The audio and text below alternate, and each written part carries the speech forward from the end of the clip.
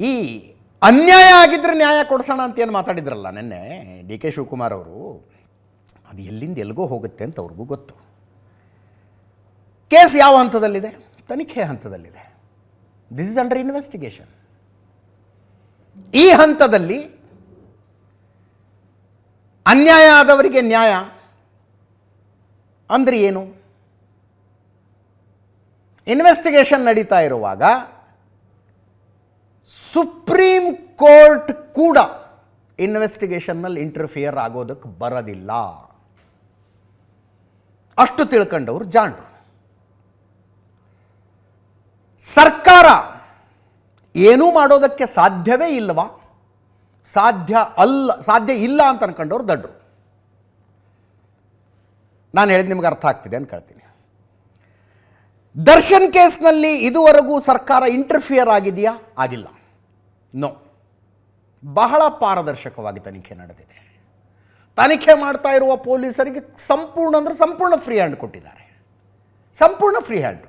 Which Hunt ಮಾಡಬೇಡಿ, ಯಾರನ್ನೋ ವಿನಾಕಾರಣ ಸಿಲುಕಿಸಬೇಡಿ. ಕೇಸ್ನಲ್ಲಿ ಏನಿದೆಯೋ ಅದು ಬರಬೇಕು ಅಂತ ಪೊಲೀಸರು ಕೆಲವೊಂದು ಸಲ ಗೋಲ್ಡನ್ ಅಪಾರ್ಚುನಿಟಿ ಸಿಗ್ತವೆ. High profile case, political interference ಇಲ್ಲ, ಪೊಲೀಸ್ ತಾಕತ್ತನ್ನು ತೋರಿಸುವಂಥ ಕೇಸ್ಗಳು ಒಂದೊಂದು ಸಲ ಸಿಗ್ತವೆ.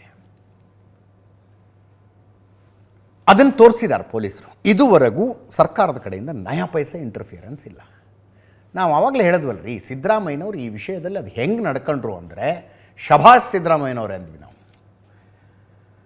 ಮಂತ್ರಿಮಂಡಲದ ಸಭೆಯಲ್ಲಿ ಕ್ಯಾಬಿನೆಟ್ ಮೀಟಿಂಗ್ನಲ್ಲಿ ಹೇಳಿದ್ರಂತೆ, ಆ ದರ್ಶನ್ ವಿಷಯ ಮಾತಾಡೋದಕ್ಕೆ ನನ್ನ ಹತ್ರ ಯಾರೂ ಬರಕೂಡ್ದು ಅಂತ ಹೇಳಿದ್ರಂತೆ.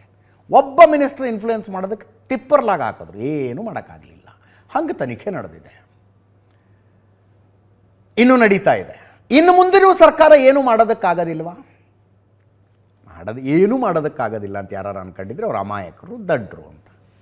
ಚಾರ್ಜ್ ಶೀಟ್ ಫೈಲ್ ಆಗ್ಬೇಕು ಸ್ವಾಮಿ. ಈಗಾಗಲೇ ಏನೇನೆಲ್ಲ ನಡೆದಿದೆ. ಕೇಸ್ನಿಂದ ಪಾರಾಗೋದಕ್ಕೆ ದರ್ಶನ್ನೇ ಮಾಡಿದ ಪ್ರಯತ್ನಗಳೆಷ್ಟು? ಯಾರನ್ನೋ ಸರೆಂಡರ್ ಮಾಡಿಸಿ, ದುಡ್ಡು ಕೊಟ್ಟು ಸರೆಂಡರ್ ಮಾಡಿಸಿ ತಾನು ಎಸ್ಕೇಪ್ ಆಗಿಬಿಡೋದಕ್ಕೆ ನೋಡಿದ್ದೇನು? ತನಿಖೆ ಹಳ್ಳ ಹಿಡಿಸೋದಕ್ಕೆ ಆರೋಪಿಗಳ ಕಡೆಯಿಂದ ಏನೇನು ಮಾಡಲಾಯಿತು? ಸ್ಪೆಷಲ್ ಪಬ್ಲಿಕ್ ಪ್ರಾಸಿಕ್ಯೂಟರ್ ಬದಲಾಯಿಸುವ ಪ್ರಯತ್ನ ನಡೀಲಿಲ್ವೇ ಈ ಕೇಸ್ನಲ್ಲಿ? ಪ್ರಸನ್ನ ಕುಮಾರ್ ಅವರು ಬೇಡ, ಬೇರೆ ಯಾರನ್ನಾರು ಹಾಕ್ಸೋಣ ಅಂತ ಪ್ರಯತ್ನ ಆಗಲಿಲ್ವಾ? ಎಲ್ಲ ಆಗಿದೆ. ಆದರೆ ಆ ಪ್ರಯತ್ನಗಳು ಯಶಸ್ವಿಯಾಗಿಲ್ಲ. ಅಕಸ್ಮಾತ್ ಇದರಲ್ಲಿ ಯಾರು ಸ್ವಲ್ಪ ಕಾಂಪ್ರಮೈಸ್ ಆಗಿದ್ರು ಕೂಡ, ಕಾಮನ್ ಸೆನ್ಸಿಗೆ ಹೇಳ್ತಾ ಇದ್ದೀನಿ, ಮನೆಯಿಂದ ಊಟ ತರಿಸ್ಕೊಳ್ಳೋಕೆ ಅವಕಾಶ ಕೊಡಿ ಅಂತ ದರ್ಶನ್ ಹೈಕೋರ್ಟಿಗೆ ಬರಬೇಕಾದ ಅವಶ್ಯಕತೆಯೇ ಇರಲಿಲ್ಲ. ಎಲ್ಲ ವ್ಯವಸ್ಥೆ ಆಗಿಬಿಡ್ತಿತ್ತು. ಹಂಗೆ ಆಗಿಲ್ಲ ಇದರಲ್ಲಿ. ಇನ್ನು ಮುಂದೆ ದೇವ್ರಿಗತ್ತಿದ ಮಾತು ಹೇಳಕ್ಕೆ ಬರೋದಿಲ್ಲ ರೀ. ಚಾರ್ಜ್ ಶೀಟ್ ಸಲ್ಲಿಕೆ ಆಗ್ಬೇಕಿನ್ನು. ಕೇಸು ಸ್ಟ್ಯಾಂಡ್ ಆಗುತ್ತಾ ಬಿದ್ದು ಹೋಗುತ್ತಾ ಅನ್ನೋದು ಚಾರ್ಜ್ ಶೀಟಿನ ಕೆಲವು ಲೂಪ್ ಹೋಲ್ಗಳ ಮೇಲೆ ಡಿಪೆಂಡೆಂಟ್ ಆಗಿರುತ್ತಷ್ಟೇ. ಕೆಲವು ಲೂಪ್ ಹೋಲ್ಗಳು. ಡಿ ಕೆ ಶಿವಕುಮಾರ್ ಹಂಗೇನು ಮಾಡಲ್ಲ. ಯಾಕೆ ಇನ್ವೆಸ್ಟಿಗೇಷನಲ್ಲಿ ಇಂಟರ್ಫಿಯರ್ ಆಗ್ತಾರೆ? Law will take its own course ಅಂತ ಹೇಳಿ ಕಳಿಸಿರಬಹುದು. I am hoping that.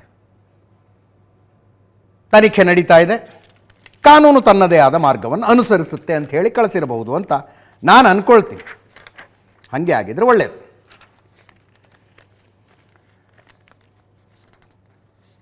ಒಂದು ಸ್ಪಷ್ಟನೆಯನ್ನು ಕೊಟ್ಟರು. ಸ್ಪಷ್ಟನೆ ಕೊಡಬೇಕಾಗಿ ಬಂತದು. ರಾಮನಗರ ಕಾರ್ಯಕ್ರಮದಲ್ಲಿ ದರ್ಶನ್ ಅಭಿಮಾನಿಗಳ ಗಲಾಟೆ ಮಾಡ್ತಿದ್ರು, ನ್ಯಾಯ ಕೊಡಿಸಿ ಅಂತ ಅಭಿಮಾನದಿಂದ ಘೋಷಣೆ ಕೂಗ್ತಾ ಇದ್ರು. ದರ್ಶನ್ ಅಭಿಮಾನಿಗಳ ಸಮಾಧಾನಕ್ಕಾಗಿ ನ್ಯಾಯ ಕೊಡಿಸೋಣ ಎಂದಿದ್ದೆ. ದರ್ಶನ್ ನ್ಯಾಯಾಂಗ ಬಂಧನದಲ್ಲಿದ್ದಾರೆ. ಪೊಲೀಸ್ ತನಿಖೆ ನಡೀತಾ ಇದೆ. ಪೊಲೀಸ್ ತನಿಖೆ ನ್ಯಾಯ ಪ್ರಕ್ರಿಯೆಯಲ್ಲಿ ಹಸ್ತಕ್ಷೇಪ ಮಾಡುವುದಿಲ್ಲ. ತಪ್ಪು ಮಾಡಿದವರಿಗೆ ಶಿಕ್ಷೆ ನೀಡಲು ಕಾನೂನಿದೆ. ಕಾನೂನಿನ ಪ್ರಕಾರ ಎಲ್ಲರೂ ಒಂದೇ. ಅನ್ಯಾಯ ಆಗಿದ್ದರೆ ನ್ಯಾಯ ಕೊಡಿಸಲಾಗುವುದು ಎಂಬ ಹೇಳಿಕೆ ಬೇರೆ ಬೇರೆ ರೀತಿಯಲ್ಲಿ ವರದಿಯಾಗುತ್ತಿದೆ ಅಂತ ಒಂದು ಸ್ಪಷ್ಟೀಕರಣ ಮಾಡಿದ್ರು. ಇರಲಿ, ಹಾಗೆ ಆಗಿದ್ರೆ ಒಳ್ಳೆಯದು.